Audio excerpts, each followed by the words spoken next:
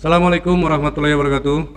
Waalaikumsalam warahmatullahi wabarakatuh. Berjumpa lagi dengan kami di edisi podcast pada Sabtu 29 Mei 2021. Masih dengan saya Christopher dan Bung Ari, wakil pimpinan redaksi Radar Bengkulu Cetak. Mata acara kita kali ini bincang-bincang terhadap berita yang sudah dipilih oleh tim redaksi Radar Bengkulu Cetak yang akan terbit pada Sabtu 29 Mei 2021. Nah, Bung Ari, apa kabarnya Bung Ari?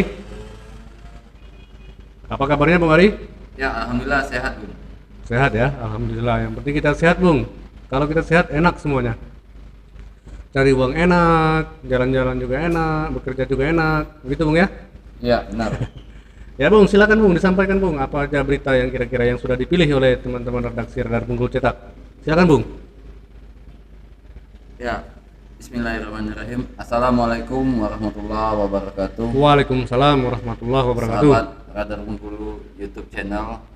Dalam bincang-bincang kali ini kembali kita berbicara mengupas kulit dari berita halaman 1 Radar Bengkulu yang akan terbit pada Sabtu 29 Mei 2021. Tim redaksi telah memilih ada sekitar 6 berita mewakili berita hukum. Terus ada kunjungan Bapak mantan Wapres kita, Bapak Yusuf Kala. Kemudian ada juga berita soal tentang CPNS, guru, P3K. Lalu ada berita-berita yang terkait pembangunan Provinsi Bengkulu. Oke. Nanti kita bahas sedikit Sekelumit ya, Bung. sekelumit. Di sini kami berdua bukan sebagai ahli. Kami berdua hanya menyampaikan berita yang telah terkonfirmasi oleh wartawan kami di lapangan. Jadi sahabat jangan bincang-bincang ini jangan dijadikan dasar ya.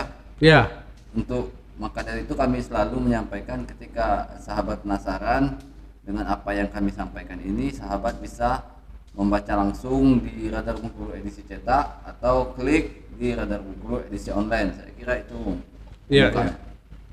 Oke, Bung, langsung saja Bung kita kuliti ya, sekelumit ya berita yang sudah dipilih oleh teman-teman redaksi Radar Bengkulu Cetak. Mungkin langsung dari pertama Bung di berita HL Bung. Ini ada Polda perpanjang tahan mantan Wabub. Soal KONI kemarin ini Bung ya? Ya. Bagaimana Bung ceritanya Bung? Sampai Polda harus memperpanjang ini Bung?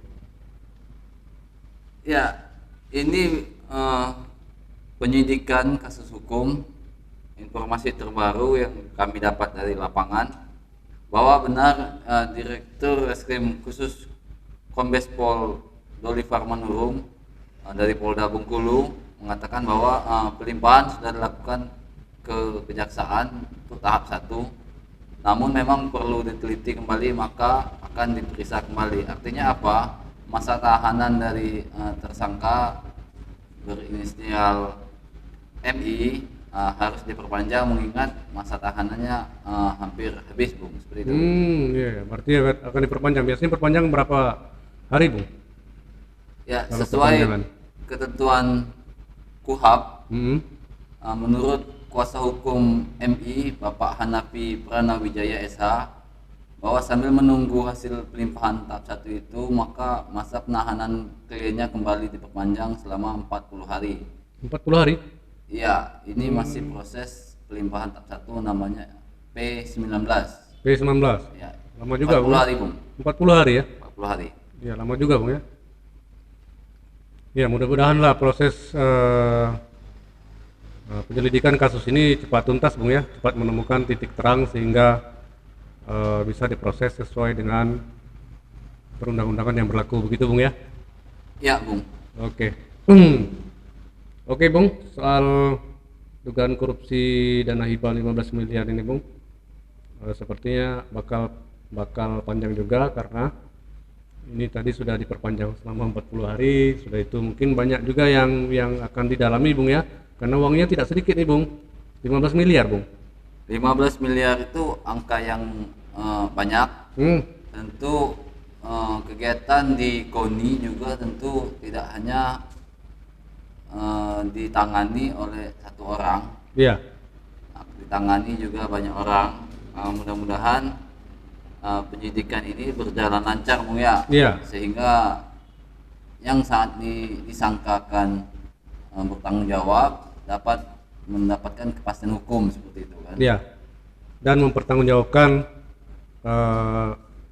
dana 15 miliar itu, Bung ya. Karena kalau tidak ada pertanggungjawabannya, karena walaupun dana hibah ya bagaimana, negara tetap dirugikan ini, Bung. Kan 1 rupiah pun kalau uang negara harus ada pertanggungjawabannya, Bung. Benar, Bung. Ya. Nah, jadi proses hukum itu, Bung, ada yang namanya praduga tak bersalah. Praduga tak bersalah. Bisa saja setelah ditetapkan tersangka lalu menjalani proses pemeriksaan, penyidikan, semua bukti dikumpulkan, bisa saja tidak terbukti atau pelanggaran hukumnya sebatas perdata. Ada banyak kejadian seperti itu. Yeah. Untuk itu kepada sahabat jangan terlalu menjudge seseorang ketika sudah ditetapkan sebagai tersangka. Ada di Indonesia ini namanya hukum praduga tak bersalah. Praduga tak bersalah, ya. Artinya orang yang ditetapkan tersangka itu bisa saja tidak terbukti secara hukum. Iya. Mungkin juga ada kasus ini melebar, Bung ya. Iya. Melebar ke para pihak yang lain yang harus dimintai pertanggungjawaban juga. Iya. Seperti itu, Bung. Oke. Itu tadi sahabat Radar Bengkulu yang dapat menyaksikan tayangan ini. Yang penasaran dengan soal dugaan korupsi dana hibah KONI 15 miliar, silakan baca di Radar Bengkulu edisi cetak 29 Mei 2021. Di sana sudah jelas detail ditulis oleh wartawan kita di lapangan. Oke, kita lanjut, Bung, ke berita selanjutnya, Bung. Soal kasus oknum pimpinan DPR, kasus oknum Dewan pimpinan DPR ajak jaga nama baik lembaga. Nah, ini sepertinya masih kasus yang dilaporkan ke Polda kemarin ini, Bung ya? Ya, dari hasil wawancara sahabat kami di lapangan kepada unsur pimpinan DPRD Provinsi Bengkulu, Bapak Soeharto SE, MBA. MBA. Ya, beliau dari hasil wawancaranya mengatakan memang sejatinya semua dewan itu bertanggung jawab menjaga nama baik lembaga. Iya, iya. Statement ini beliau tujukan kepada semua dewan. Semua dewan ya. Bukan kepada oknum tertentu. Namun beliau memang menyayangkan ada kasus seperti ini terjadi dan beliau berharap terkait kasus dugaan asusila ini semoga bisa selesai dengan baik, ada kepastian hukum lagi di situ. Ya. Ya, persoalannya beliau tidak akan melakukan intervensi atau apapun kepada pihak hukum. Silakan berproses, apapun hasilnya semoga menjadi hasil yang terbaik. Itu kata Bapak Soeharto dalam rangkuman berita yang kami angkat di sini, Bung.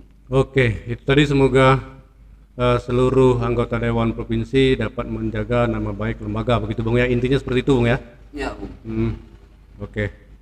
Itu tadi sahabat yang masih penasaran dengan kelanjutan berita laporan oknum Dewan ke Polda, silahkan simak di Radar Bengkulu edisi cetak atau Radar Bengkulu online. Di sana sudah kita terbitkan dan mudah-mudahan menjawab rasa penasaran sahabat. Oke, Bung, kita lanjut untuk berita yang ketiga, Bung. Ini masih soal pemerintah Provinsi Bengkulu, Bung. Pemprov optimis capai investasi sesuai target. Nah, ini maksudnya gimana pula ini, Bung? Ya, ini hasil wawancara sahabat kami di pemerintahan provinsi bahwa ini hasil rapat koordinasi ya. Iya. Rapat koordinasi antara Pemprov. Di sini statementnya dari Bapak Wakil Gubernur kita, Bapak Haji Rosjonsa. Bapak Rosjonsa ya. Sudah haji kan? Iya, sudah haji dia. Ya. Dr. Haji Rosjonsa. Dr. Haji Rosjonsa menegaskan bahwa Pemprov menjamin tidak ada calo dalam hal perizinan apapun itu. Iya, iya, iya. Investor yang ingin menginvestkan dananya di Provinsi Bengkulu dalam hal pembangunan, Bapak Wakil Gubernur telah memastikan tidak ada calo dalam perizinan usaha. Seperti itu, Bung. Oh, berarti pemerintah Provinsi Bengkulu sekarang menerapkan clean government ya? Artinya Ya, tidak saya ada kira calo wajib. mencalo, tidak ada calo mencalo gitu ya? Ya, Mudah-mudahan lah untuk semua kegiatan tidak ada calo mencalo begitu, Bung. Semoga, Bung. semoga. Ya, semoga, Bung. Oke, semoga pemerintah Provinsi Bengkulu di tangan Bapak Gubernur Rohidin bersama Bapak Wakil Gubernur Rosdianta semakin membaik, Bung ya. Semakin Ya. membaik dan dapat melaksanakan program yang sudah disampaikan dalam masa kampanye dulu, Bung. Semoga maksimal begitu, Bung ya. Oke, Bung. Nampaknya untuk segmen pertama, Bung, sudah tuntas, Bung. Ada 3 berita yang sudah disampaikan. Yang pertama soal Polda perpanjang tahanan mantan Wagub, mantan Wabub, nah, begitu. Lalu Wabub, Suma, ya, Wabub Suma. Lalu kasus oknum pimpinan DPR ajak anggota menjaga nama baik lembaga. Lalu yang ketiga, provinsi optimis capai target investasi sesuai dengan target, gitu, Bung. Ya. Oke, demikian sahabat Radar Bengkulu dimanapun Anda berada yang ingin memperdalam ataupun menyimak informasi secara utuh, silakan Anda beli koran Radar Bengkulu edisi cetak untuk terbit Sabtu 29 Mei 2021 atau membuka website kami radarbengkuluonline.com. Di sana sudah juga kita online kan. Semoga informasi pendahuluan yang kami sampaikan berdua ini dapat meningkatkan rasa penasaran sahabat Radar Bengkulu dimanapun Anda berada. Demikian, billahi taufiq wal hidayah. Wassalamualaikum warahmatullahi wabarakatuh.